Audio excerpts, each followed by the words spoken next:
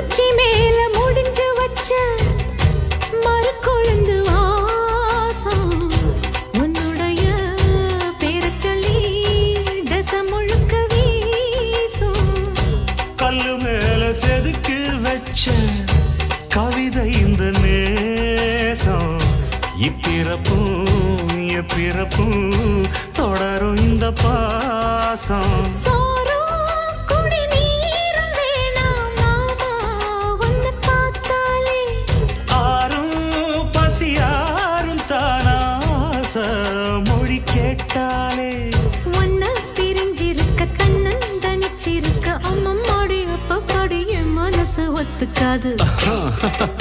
செந்தூர பாண்டிக்கு ஒரு சோடி கிளி கூ